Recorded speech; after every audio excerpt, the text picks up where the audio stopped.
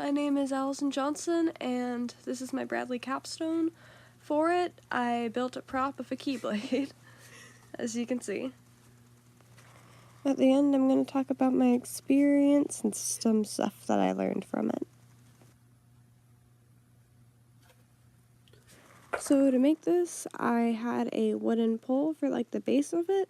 I had foam board, paint, a box cutter, little like push pin things, paper and pens, that kind of stuff. The first thing I did was go ahead and get my supplies ready, make sure that was all good. And then once I finally did have it ready, I started drafting out from a reference picture the keyblade. It's like handles parts, and making sure that it was going to fit to it, and that it wasn't going to be too big or too small, and that I was going to be able to fit it all, which overall it came out a little bit small, I think, but that was because of the size of the pole that I used from the wooden pole. So I'd go back and change that. I'd also go back and change from using a foam board to maybe like a flat sheet of wood, because going through and using the push pins to do all the pokes in general took a really, really long time, let alone going through and cutting them out. As you can see, it caused a lot of foam to be everywhere. It took a while to clean up afterwards, like a very long time. But I made 4 different handle sides, and then we went through and we put 2 of them together for each side, which I'll talk about how we did that in a minute. Basically, that.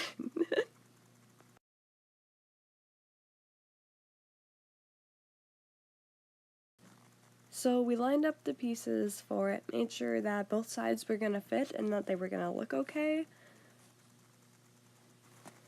And here I'm just kind of showing how I went across it with a box cutter to cut it out. I would cut like the paper layer, and I would try to get to the foam layer, but it was really hard and it was really messy.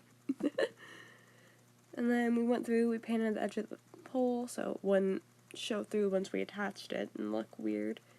And then we went ahead and painted the parts of the handles gold on the outside of them, because otherwise it was going to be hard to paint it once we actually attached it. But we did go through and do another layer or 2 of paint after we did.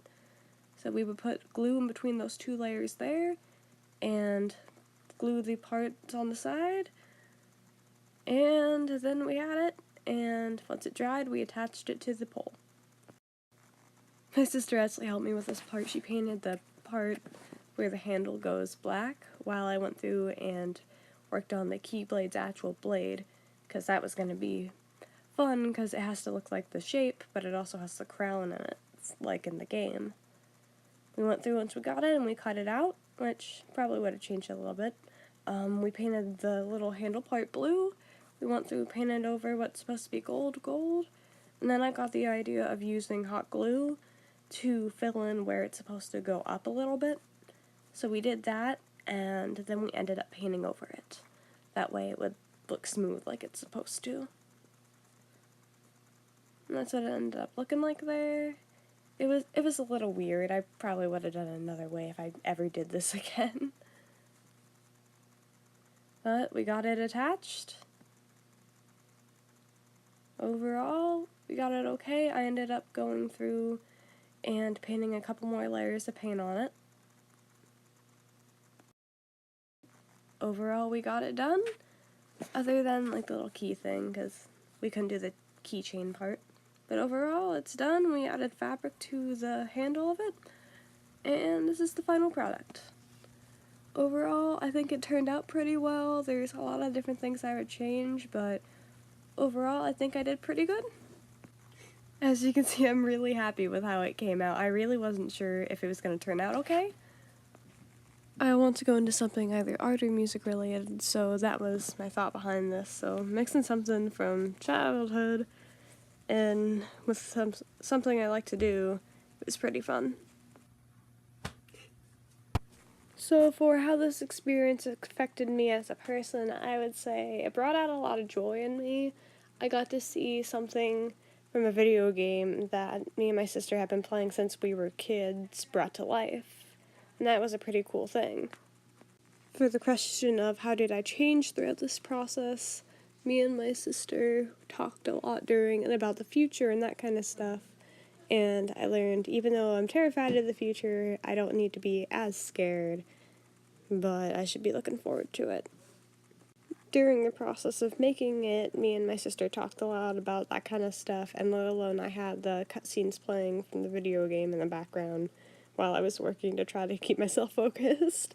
So that mixed together, it kind of just helped.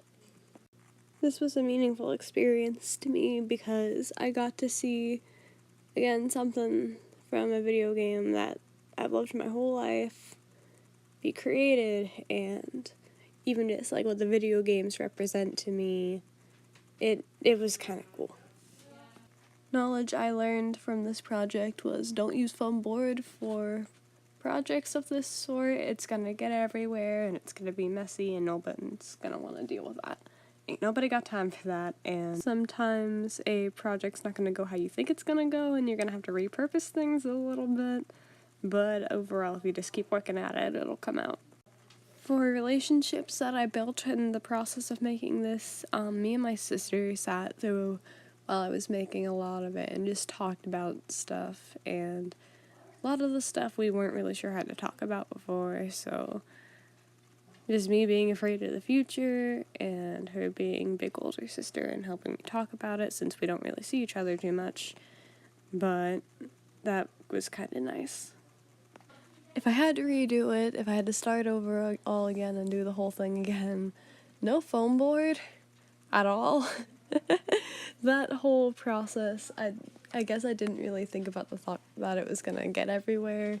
I've never used it in that way before, but I didn't really think that it would cause an issue, but it did. Probably actually find a way to get the keychain with Mickey on it. That way, be the whole thing.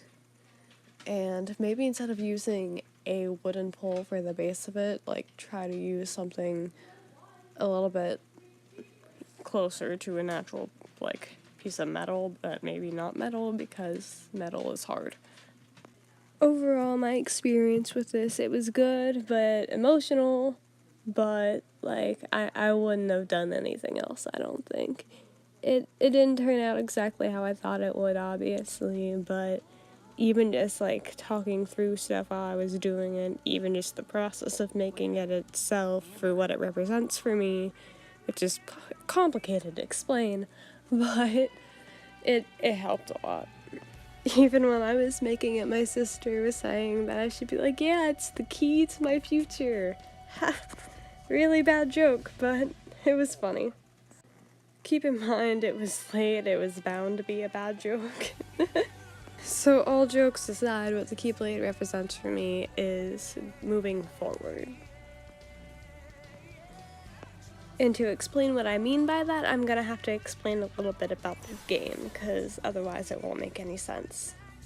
During the game, Sora basically uses the thing called the Keyblade, which is, as you can see, it's in the screen, it's what I just made, to fight creatures called Heartless. Now again, explaining, because I'm going to guess that you have no idea what this is unless you just look this up on my YouTube channel or something like that. Heartless are kind of like creatures of darkness in the game, and they can kind of be used to represent like hate or fear or any of that kind of stuff when you talk about it on like a symbolic standpoint.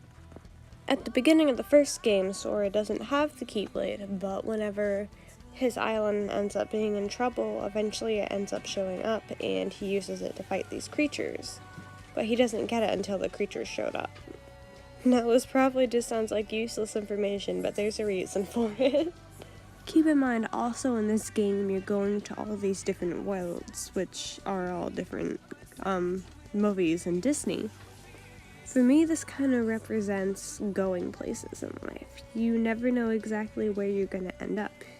That's one of the things in a game, like you might get a name of it, but you never exactly know. That's exactly like how it is in life, but not a video game. You never know exactly where you're going to be in a couple years, let alone maybe even just next week. You might have a slight idea, but you never exactly know. And as I started to explain with the Heartless, the monsters in the game, for me they kind of represent like the things you're going to come across in life that aren't good. Like, maybe you're in a fight with someone, maybe a lot of bad things are happening in the world around you. But if you push through it, and if you don't end up actually giving up, then you get to see whatever's next. But unlike in a video game where you could just stop playing it and play something else, in life you can't do that. You have to keep pushing through. You have to use whatever for you is your keyblade to get past whatever that heartless is. And that can be different for everyone, but a lot of the times it's the relationships that you have with the people around you and with the people that you're meeting. Even in my life personally, if the things that haven't happened in my family haven't happened, if I wasn't related to the people I am related to who have raised me in the way they have, then I wouldn't be the person I am today. Even with who I've been friends with in the past and who I'm friends with today, if they were never a part of my life, I would be a different person. And honestly, I believe that's how everyone is. Even if it's only just a little bit, it's still there. Actually, in the game Dream Drop Distance, which is one of the more recent games, but not too recent, Sora kind of talks about this. So basically during that scene, Sora's kind of getting overwhelmed by darkness because somebody's putting it on him. That's one of the antagonists in the games. That's from Organization 13, which is a whole different thing I'm not going to go into. But Sora basically at this point learns that the bad guys, at least a couple of them that are kind of in charge of the other bad guys, are using the people for their hearts. After they tell him this, they try to get him to join him, and when he refuses, they say that the Keyblade didn't choose him. And his response to this is, just stop it. You're treating people's hearts like bottles on a shelf, but they're not. Hearts are made of the people we meet and how we feel about them. They're what ties us together, even when we're apart. That's what makes me strong. I know the Keyblade didn't choose me, and I don't care. I'm proud to be a small part of something bigger. The people that did choose, my friends, they are my power. And I think there's a lot of truth in that. We learn a lot from our friends and our family. For some, it might not always be the best things, but it's who we do learn from. And I think this experience has kind of shown me that I'm lucky enough to have the people that I do have that have shown me that the future is not going to be as scary as I think it is. So now I'm going to show the interview, which I just had my sister do since she helped me, and I wasn't really sure who to have to interview.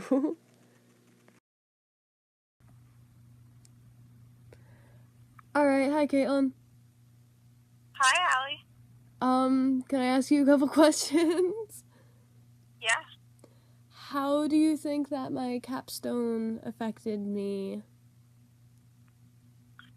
Well, it's a giant key, and I was kind of hoping that between the symbolism of Kingdom Hearts and the Keyblade wielder, that it was kind of like you wanting to take on your own destiny in future past high school.